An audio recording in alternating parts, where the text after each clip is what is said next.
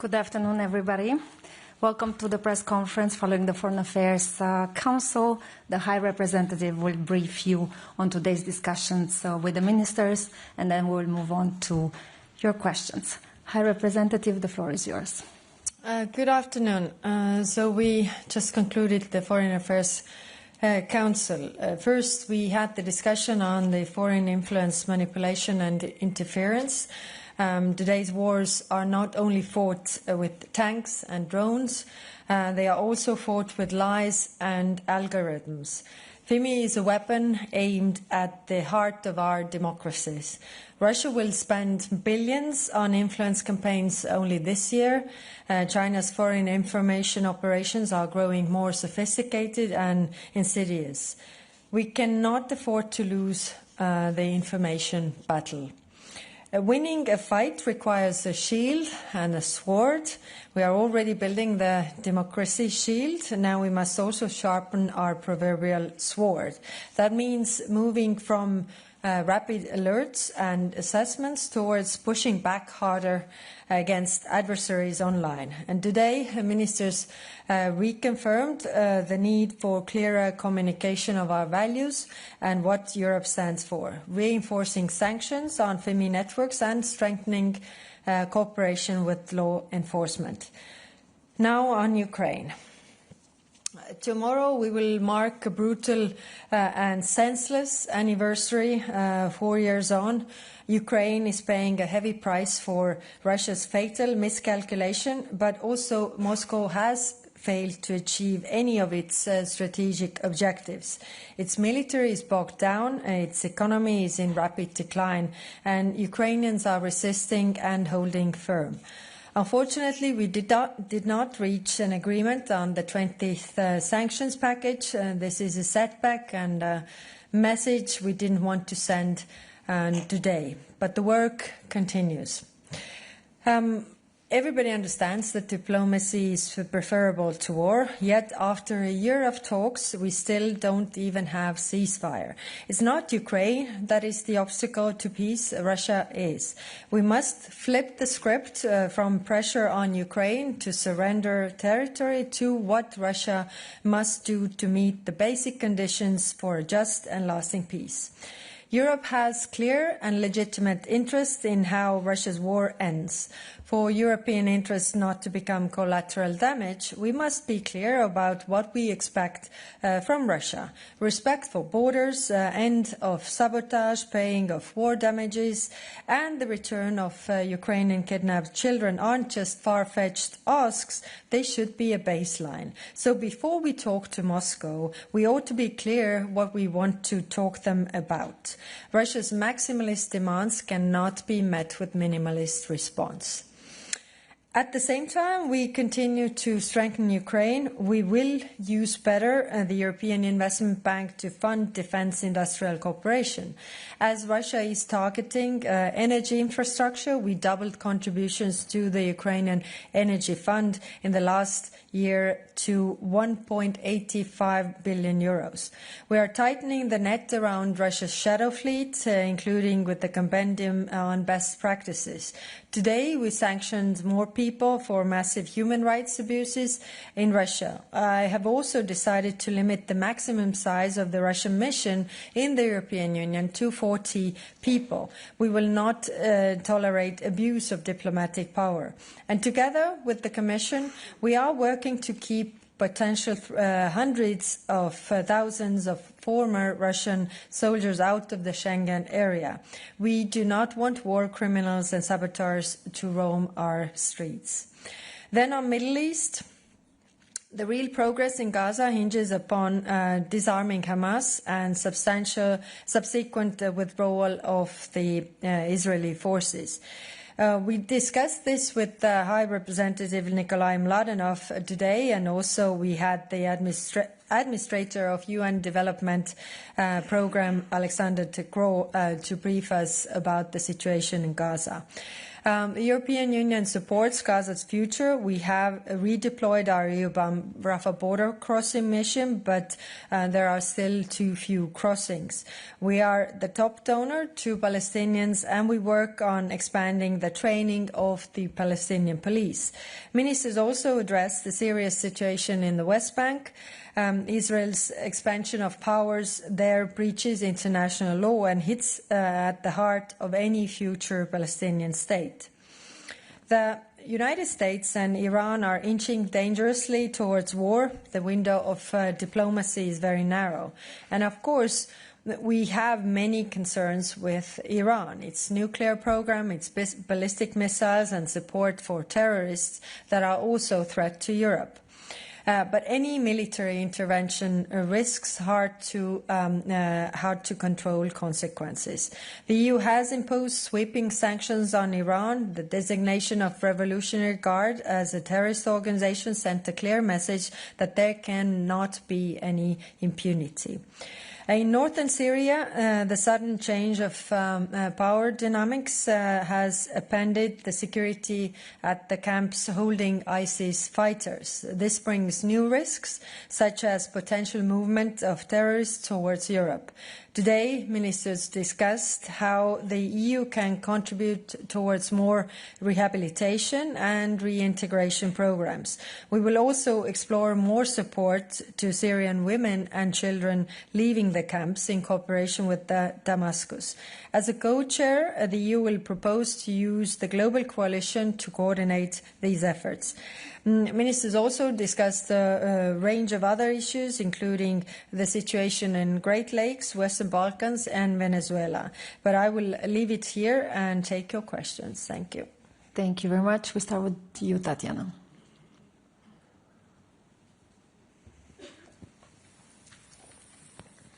Thank you. Tatiana Vysotska, European Pravda, Ukraine. My question is about the 20th package of sanctions, which was supposed to be adopted today but was blocked by Hungary. How do you see the solution of this situation? Because Hungary insists for Ukraine to restart the transit of Russian oil to Europe.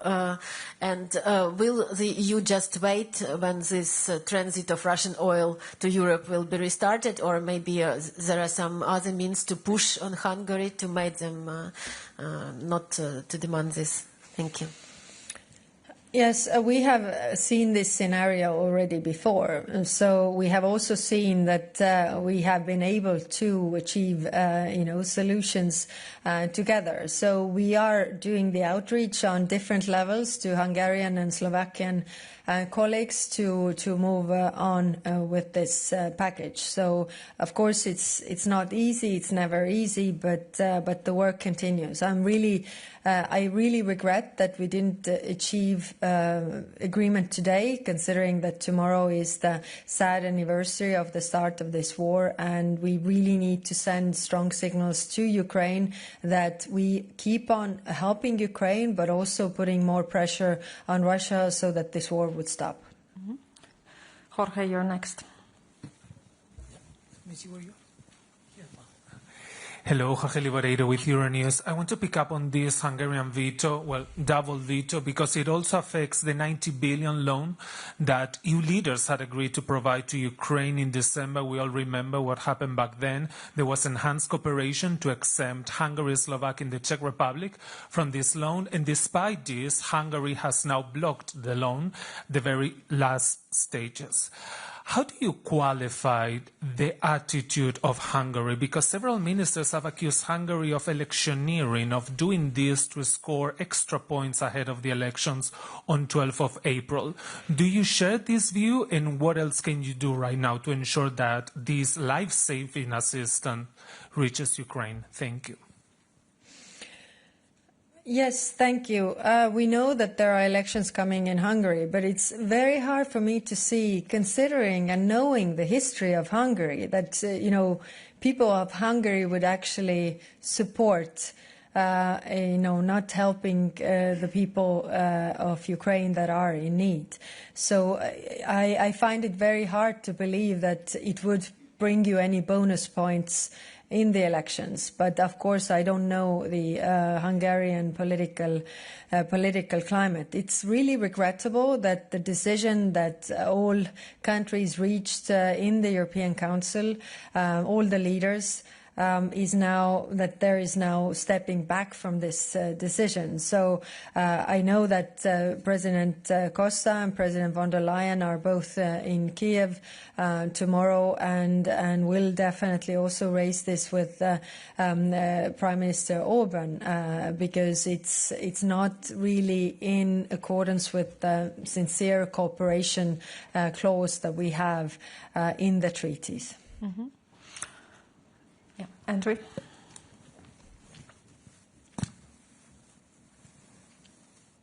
Thank you, Andrew. The key bone of contention here seems to be the Druzhba pipeline, its exact state and how quickly it can be repaired, and whether all efforts are being made to do that. High Representative, in your capacity as Vice President of the Commission, head of the EES, or with your council hat on, do you have any information about the state of that pipeline, how quickly it can be repaired, and who's at fault here, if anyone? Well, who's at fault is Russia, because they bombed the pipeline. And actually, not only the pipeline, but I think 80% of Ukrainian energy infrastructure. And I can't really blame Ukrainians for repairing the energy infrastructure that their people need in weather of minus 25 to have warmth and electricity, that they are prioritizing the people who are suffering from this over this pipeline that just takes cheap oil to other countries, that they are prioritizing their own people. But who's to blame? Of course, if Russia hadn't started this war, we wouldn't have these problems either. So that's also very clear. And that's why we also need to go forward with sanctions to actually punish or pressure Russia for doing this, and pressure them for not stop doing this. Mm-hmm. Thank you. Luminica. High Representative, can you, Luminita Toma, Teleradio Moldova, High Representative, can you please first confirm whether there is such a document sent by you to all member states which include, from the European perspective, all the concessions that Russia needs to make for a stable peace in Ukraine? We learned that there is a special European request to ban Russian military presence and deployment in post-Soviet countries, including Republic of Moldova. What is the likely, how is this a break deal for the Europe, in the negotiating the peace in Ukraine? And what is the likelihood for the withdrawal of the Russian troops to actually happen, taking into account Russia's lack of ability to keep its promises? Thank you. Yes, starting from where you finished, I counted at least 30 international agreements where they have agreed to different, obligations that they are not following.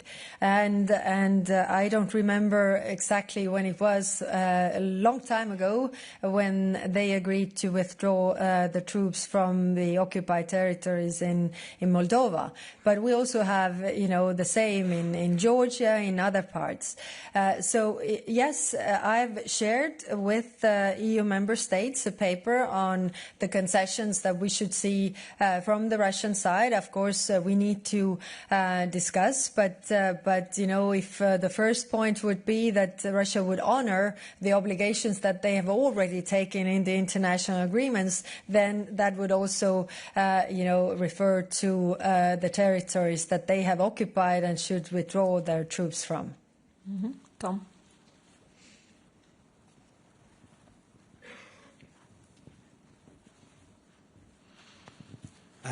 Thank you very much, Thomas Mann-Nielsen at Euractiv. I have two questions, if I may. So one on this 90 billion package. I mean, the situation in Ukraine is quite dire. It's supposed to run out of money in April. Was there a discussion among ministers about a potential plan B if Hungary refuses to drop its veto on this 90 billion package?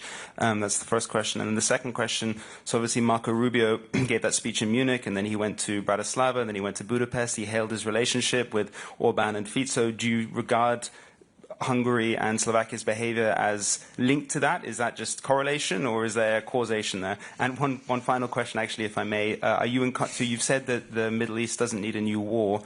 Are you in contact with Marco Rubio or counterparts in the US? Are you attempting to dissuade them from attacking Iran? Because the build-up there looks like some kind of military action might be imminent. Thank you very much. Yes.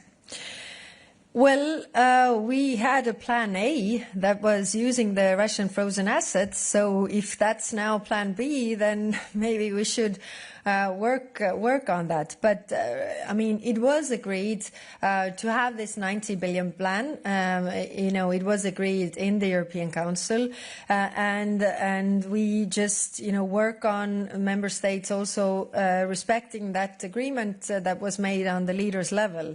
But if that doesn't work, we can always go back to using the frozen assets that we could do then faster. But it's true that we need to move fast on this because Ukraine needs this help from our side.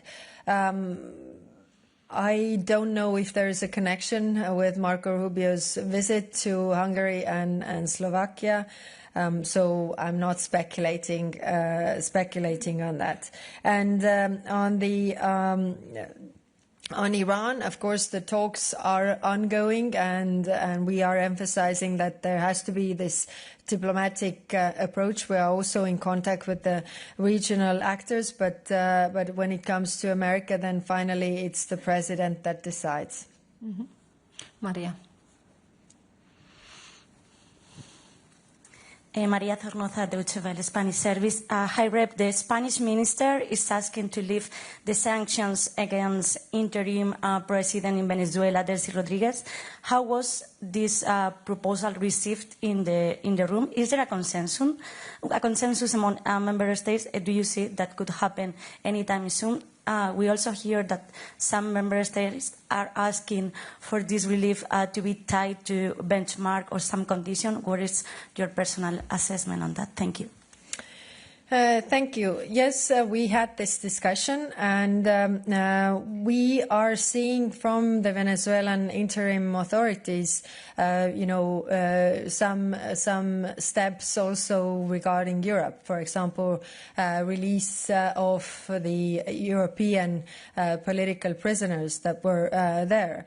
So as we are discussing and will discuss in the future also what is our new approach to Venezuela, I see these two tracks. I will propose that we will lift the sanctions on Delcy Rodriguez as the current interim president in office. Whether we have consensus, then we will see. We don't know that yet before we have not had the proposal on the table. And then the other track, we should have a broader discussion. What is our new approach to Venezuelan authorities? And there I can see that we could have, benchmarks, what we want to see on Venezuelan side, so that we also make steps on our side. Mm-hmm. Thank you. One last, Nureddin. Nureddin Farid from Al Arabiya. Madam High Representative, I have a couple of questions on Palestine and one on Iran. On Palestine, after the discussion with Mr. Mladinov, do you have now a practical sense how the European Union is going to participate in the early recovery in Gaza? On the West Bank, you said yourself earlier that what's going on in the West Bank is a violation of international law. This situation is ongoing since at least 2023. What is the idea or the sense that European Union seems unable, not willing, incapable of get a practical and decisive step towards Israel to be convinced to, because what they are doing there is undermining the two-state solution. And on Iran, you spoke about that the war could lead to consequences which will be hard to control. What do you have in mind, Madam? Are you thinking about regional instability, regional war? Are you talking about, do you have in mind migration flows from Afghanistan, Iran to the region and to Europe? Of course. Thank you. Yeah, thank you. So we had Nikolai Mladenov, but we also had the administrator of the UN Development Program, who was just in Gaza. So he was giving us the overview of, having been there, what does it really look like. So both of them were stressing that the needs for early recovery are also enormous. Because the destruction there is and the suffering of people is very very big. So what we can offer to the table, or what we can bring to the table, of course, humanitarian aid that is needed, but for that it also needs to get through the crossing points and really the things that they need. Mladenov was very clear about what is needed for the Palestinians.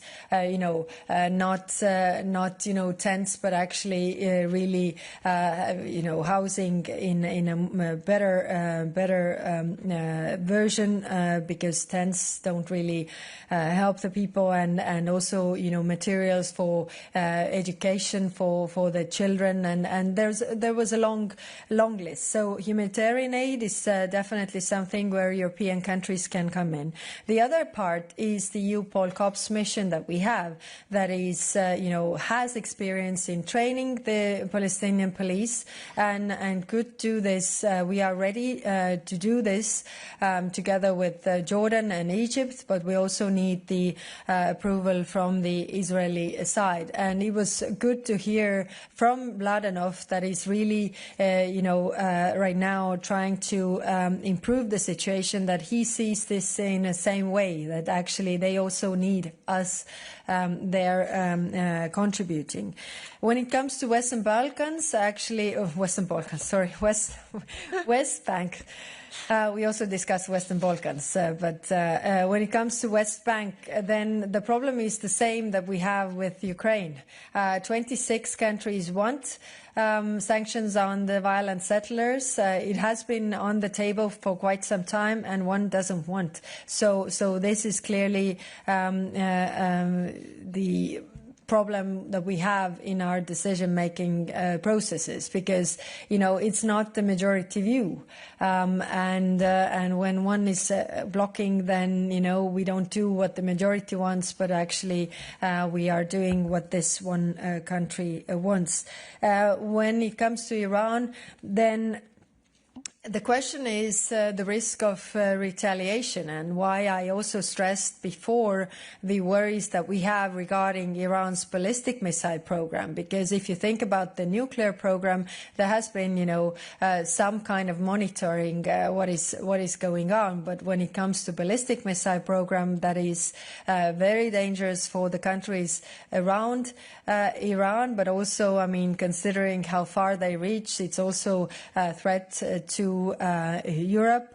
When it comes to other issues that we have with Iran, then the worry is that this will not be a conflict or a war that is going to be on a smaller scale, and that is also the message that we get from the regional actors there. Thank you very much. This concludes our press briefing with the High Representative.